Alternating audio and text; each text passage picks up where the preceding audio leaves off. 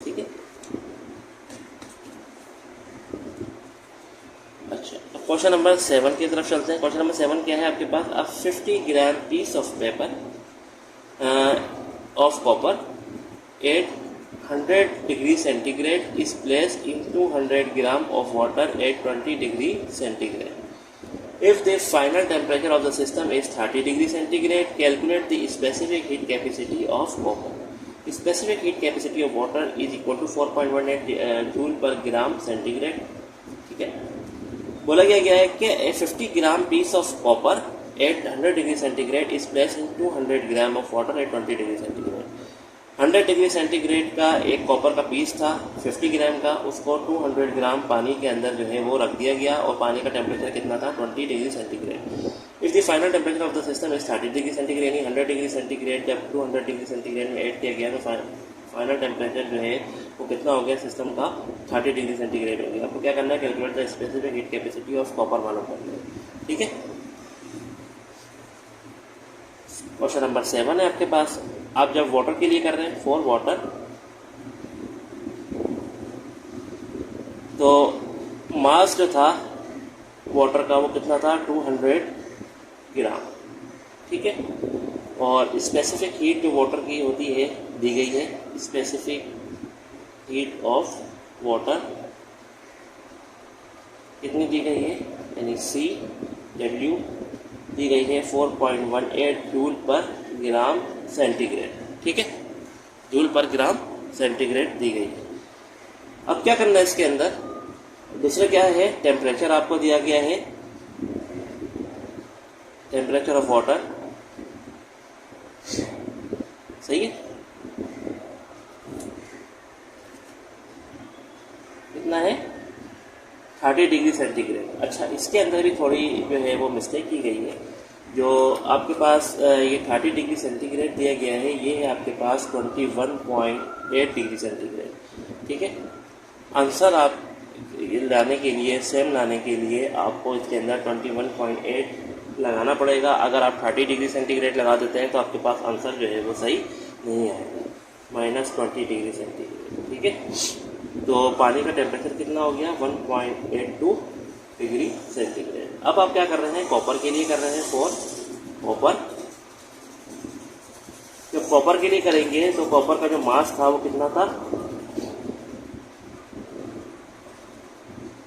50 ग्राम. ठीक है, और टेम्परेचर जो था कॉपर का वो कितना था? 100 डिग्री सेंटीग्रेड. ठीक है, अब वही 100 डिग्री सेंटीग्रेड में से आप 21.8 माइनस कर देंगे तो आपके पास जो टेम्परेचर आ जाएगा वो 78.18 डिग्री सेंटीग्रेड आ जाएगा. यदि सिस्टम के टेम्परेचर से आपने कॉपर का जो टेम्परेचर था वो माइनस कर दिया. और specific heat of copper, specific heat of copper, C की वैल्यू सी आपको क्या करनी है? मालूम करनी है. अच्छा, फॉर्मूला क्या होगा इसका? सोल्यूशन फॉर्मूला क्या होगा इसका? स्पेसिफिक यानी QC is equal to MC CC delta DC and QW is equal to MW CW और डेल्टा EW. ठीक है,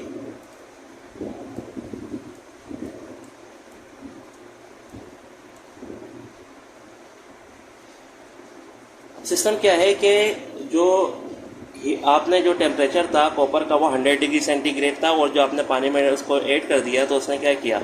टेम्परेचर क्या होता है? हॉट बॉडी से कोल्ड बॉडी की तरफ ट्रांसफ़र होता है. तो पानी का टेम्परेचर जो था वो 20 डिग्री सेंटीग्रेड था. जब 100 डिग्री सेंटीग्रेड को 20 में जो है वो ऐड किया जाएगा तो टेम्परेचर क्या होगा? कॉपर का लॉस होगा. तो हीट लॉस बाय कॉपर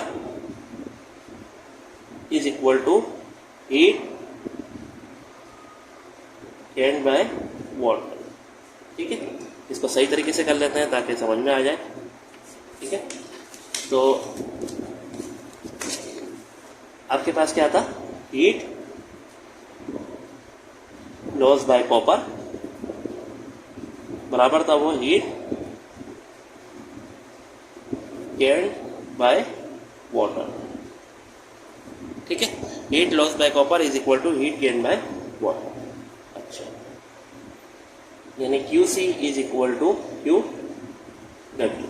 अब QC की वैल्यू क्या थी, MC CC delta TC MW CW delta TW। ठीक है, अब आपको क्या निकालना है, स्पेसिफिक हीट ऑफ कॉपर निकालना है, CC निकालना है, तो ये हो जाएगा आपके पास MW CW delta TW divided by MC multiply by delta TC।